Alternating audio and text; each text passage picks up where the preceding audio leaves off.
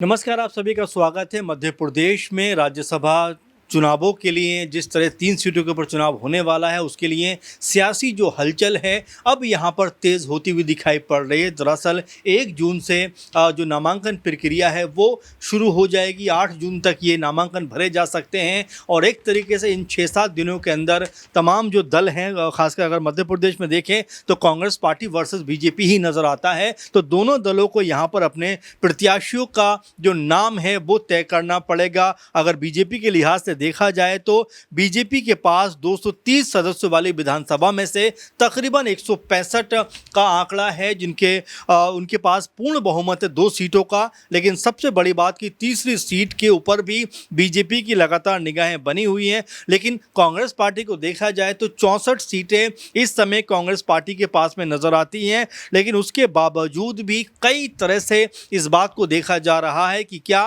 Congress party जो एक seat पर उसका लगभग कब्जा बनता है, क्या कब्जा करने में सफल हो पाएगी, यानी वो सीट जीतने में सफल हो पाएगी। क्योंकि 58 वोट चाहिए एक सीट जीतने के लिए और कांग्रेस पार्टी के पास में तकरीबन 64 वोट हैं। लेकिन क्या जो ये 64 वोट हैं ये कांग्रेस पार्टी के पास रह सकते हैं? क्योंकि बीजेपुर से जो विधायक हैं मुकेश मल्होत्रा, उनके उनके जो है वोटिंग पे रोक है। भाई निर्मला स्प्रे की बात करें तो वो बीजेपी खेमे में दिखाई पड़ती हैं, उनके भी वोट नहीं करने की संभावना है। इसके अलावा कांग्रेसी खेमे को लेकर भी अगर देखा जाए तो ये खबरें भी ख़ास तौर पर सुर्खियों में हैं कि क्या कांग्रेस पार्टी के अंदर क्रॉस वोटिंग यहाँ पर होती हुई दिखाई पड़ सकती है। चूँकि कई दफ़ा हमने ये देखा है कांग्रेस पार्टी के अंदर खाने में आपसी बगावत के चलते, आपसी कह सकते हैं कि मनमुटाव के चलते दूसरी तरफ जो है वोट करते हुए दिखाई पड़ते हैं। हरियाणा में जब कुछ समय पहले राज्यसभा चुनाव हुआ, वहाँ हमने देखा,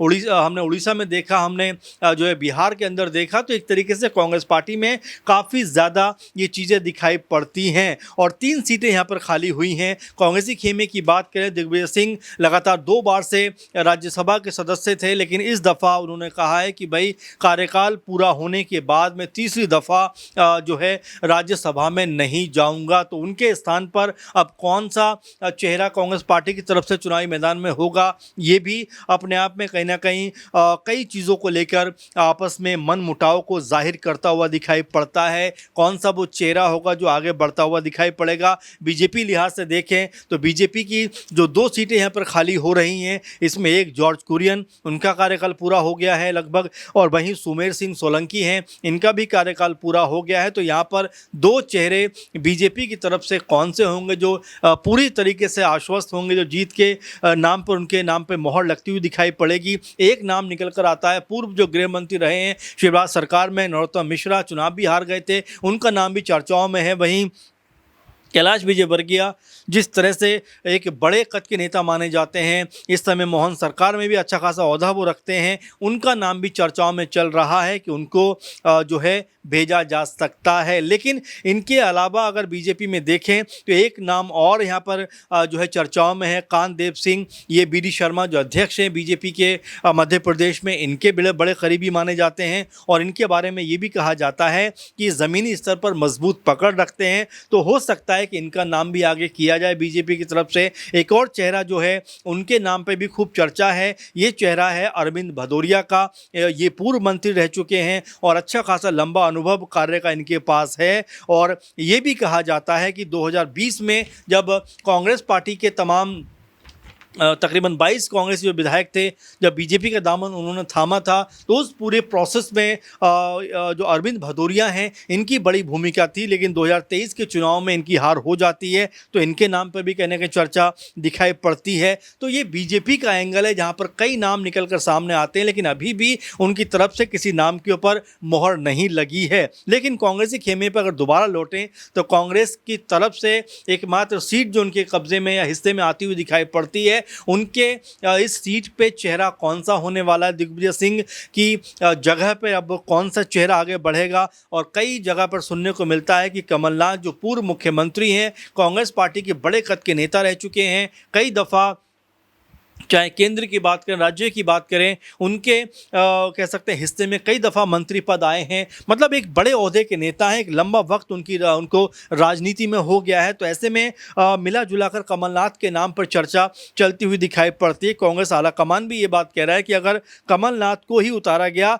तो कम से कम जो एक सीट हमारे हिस्से में आती है वो बचती हुई दिखाई पड़ेगी, क्योंकि कमलनाथ चीज़ों को संभाल सकते हैं। इसीलिए उनके नाम पे शायद ही कोई खिलाफ होता हुआ दिखाई पड़े। अब अगर कमलनाथ के अलावा भी जिक्र करें तो यहाँ पर जो कांग्रेस पार्टी के अध्यक्ष हैं जीतू पटवारी मध्य प्रदेश से, क्या वो भी आगे उनका नाम आ सकता है, उनके बारे में भी चर्चा है। अरुण यादव जो पूर्व अध्यक्ष रहे हैं कांग्रेस पार्टी के मध्य प्रदेश से, उनका भी नाम निकल कर सामने आ रहा है। कमलेश्वर पटेल हैं, उनके नाम पे भी चर्चा है। और एक नाम और है मीनाक्षी नटराजन, उनके नाम पे भी चर्चा है कि उनको भी जो है उनका नाम फाइनल किया जा सकता है। तो ये 4-5 नाम है, क्योंकि जीतू पटवारी को लेकर भी चर्चा इसलिए ज़्यादा है कि जिस तरीके से कांग्रेस पार्टी मध्य प्रदेश के अंदर कह सकते हैं कि सत्ता से दूर दिखाई पड़ती है और बहुत ज़्यादा आपस में तनाव दिखाई देता है नेताओं के बीच में। तो उस पूरे के पूरे प्रोसेस में जीतू पटवारी एक बड़ा नाम बनकर उभरे हैं कि जब से वो अध्यक्ष बने हैं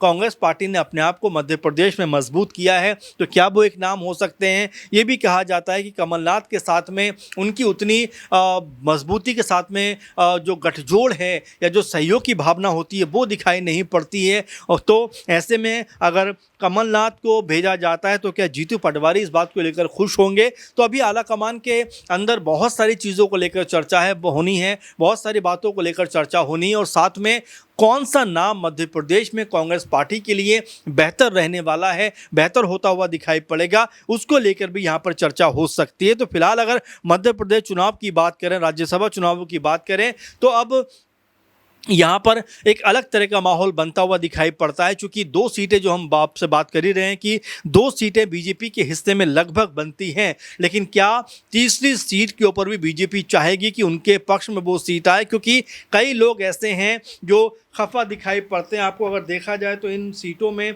अगर हम इन चेहरों की बात करें तो कुछ नाम ऐसे ज़रूर हैं जो कहीं ना कहीं खफा दिखाई पड़ते हैं या जिनके नामों पे एक तरीके से रोक लगी है। हाल ही में अगर दतिया विधायक राजेंद्र भारती की बात करें तो उनकी सदस्यता को रद्द कर दिया गया। इसके अलावा हेमंत कटारे और अभिजीत शाह को लेकर भी तमाम तरह के संशय बरकरार हैं कि ये कांग्रेस पार्टी का साथ देंगे या इनके भी सुर बदलते हुए दिखाई पड़ेंगे, क्योंकि कई तरह से इनके बारे में चर्चाएं हैं कि ये बीजेपी के संपर्क में हैं या आरएसएस के साथ में इनके गठजोड़ दिखाई देते हैं या इनके बारे में इस तरह की बातें की जाती हैं। तो कांग्रेस पार्टी को लेकर वाकई में ये बात सामने आती है कि क्या कांग्रेस पार्टी अपनी तीसरी कह सकते हैं इस 3 जो सीटें हैं राज्यसभा की, क्या उसमें तीसरी जो सीट कांग्रेस पार्टी के हिस्से में आती है, क्या वो बचाने में कामयाब रहेगी या यहाँ पर भी बीजेपी सेंधमारी करके इस सीट के ऊपर कब्जा करती हुई दिखाई पड़ेगी। वैसे भी हमने कई नामों का जिक्र किया, जिसमें मुकेश मल्होत्रा हैं, निर्मला स्प्रे हैं,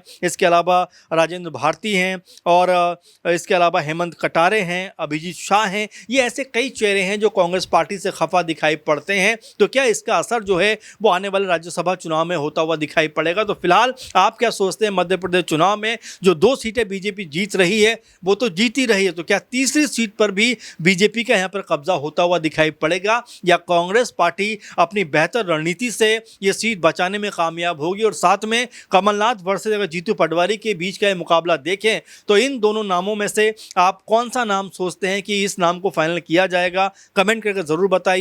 फिलहाल के प्रोग्राम में बस इतना ही। आप लगातार बने रहें। धन्यवाद।